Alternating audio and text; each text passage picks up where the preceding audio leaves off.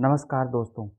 आज हम बात करेंगे भारतीय राष्ट्रवाद के एक ऐसे लीडर के बारे में जिन्होंने न सिर्फ आज़ादी के आंदोलन में एक कुशल नेतृत्व दिया, बल्कि साथ ही साथ वे एक महान पत्रकार, शिक्षक और जननायक के रूप में भी लोगों के बीच उभरे। केशव गंगाधर तिलक का जन्म 23 जुलाई सन 1856 को रत्नागिरी के एक मराठी हिंदू चित्पावन ब्राह्मण परिवार में हुआ था। उनके पिता गंगाधर तिलक एक स्कूल में शिक्षक थे, जिनकी मृत्यु तब हुई जब तिलक 16 वर्ष के थे।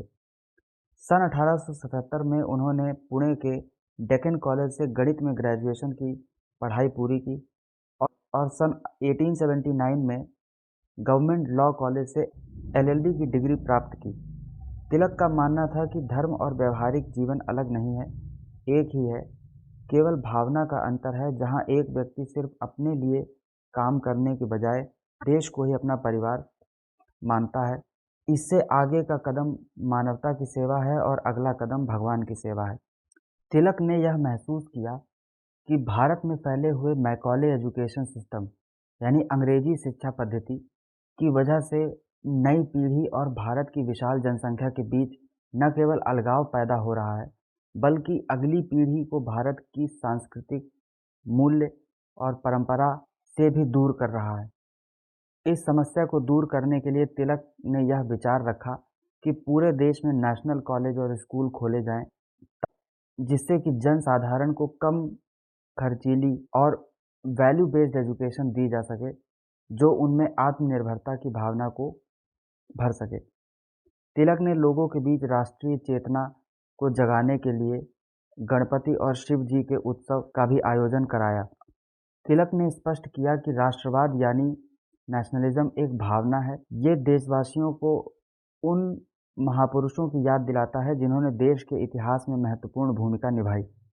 उनका विचार था कि राष्ट्रवाद आधारित होता है राष्ट्रीय स्वतंत्रता और आत्मनिर्णय यानी सेल्फ डिटर्मिनेशन पर, जिसका अर्थ है अपना और अपने देश के हितों के बारे में डिसीजन लेने की पूर्ण आज़ादी। तिलक ने अपने पूरे जीवन भर बड़े पैमाने पर भारतीय आबादी को एकजुट करने का प्रयास किया। तिलक ने खुद ही समाज सुधार आंदोलन के नेतृत्व का बीड़ा उठाया। इसके लिए उन्होंने भारतीयों को विदेश यात्रा करने को कहा, जिससे कि उनके ज्ञान और विचार शक्ति में और भी ज़्यादा विस्तार हो। जब जेंडर रिलेशंस की बात आती है तो तिलक प्रोग्रेसिव व्यू ना रखते हुए एक कट्टर ब्राह्मणवादी विचारधारा का समर्थन करते नजर आते हैं। उनका विश्वास नहीं था कि हिंदू महिलाओं को आधुनिक शिक्षा मिलनी चाहिए। उनका एक अधिक कंजर्वेटिव पॉइंट ऑफ व्यू था। उनका मानना था कि महिलाएं गृहिणी होती हैं, जिन्हें अपने पति और बच्चों की ज़रूरत के लिए खुद को अधीन करना पड़ता है। तिलक अंतरजातीय विवाह के भी खिलाफ थे, विशेष रूप से उस संबंध के जहां एक उच्च जाति की महिला ने एक नीच जाति के पुरुष से शादी की हो।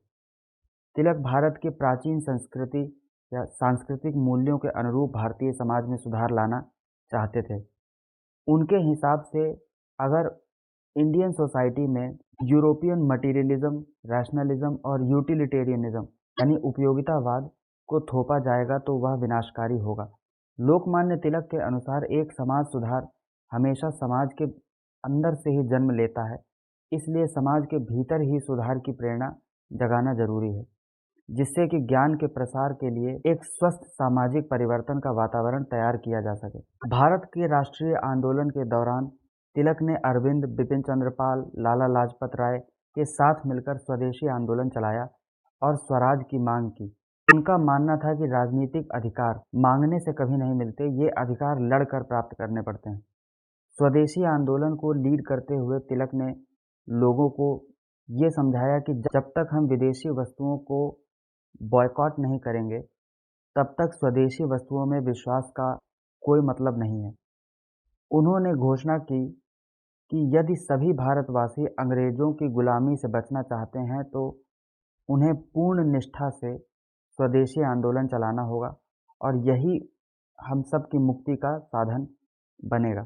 तिलक ने इंडियन नेशनल कांग्रेस के एक्सट्रीमिस्ट ग्रुप यानी गरम दल को लीड करते हुए स्वशासन और स्वराज की घोषणा कर दी। उनके अनुसार स्वशासन का अर्थ है जनता का शासन यानी पीपल्स रूल। तिलक ने यह विश्वास दिलाया कि किसी सोशल रिफॉर्म के लिए, किसी भी सामाजिक सुधार के लिए पहले स्वराज पाने की ज़रूरत होती है। तभी तिलक ने वो फेमस नारा दिया, स्वराज मेरा जन्मसिद्ध अधिकार है और मैं इसे लेकर रहूँगा। भारत के स्वतंत्रता संग्राम के जाने-माने नेता बाल गंगाधर तिलक ने 1 अगस्त 1920 को बॉम्बे में निमोनिया से पीड़ित होने के बाद अंतिम सांस ली। तिलक उग्रपंथी ज़रूर थे, लेकिन स्वराज के लिए उन्होंने हिंसा की वकालत कभी नहीं की। उन्होंने हमेशा पैसिव रेजिस्टेंस का समर्थन किया। उन्होंने पॉलिटिकल असैसिनेशंस और आतंकवादी गतिविधियों का कभी भी समर्थन नहीं किया। For more interesting videos, please like and subscribe the channel.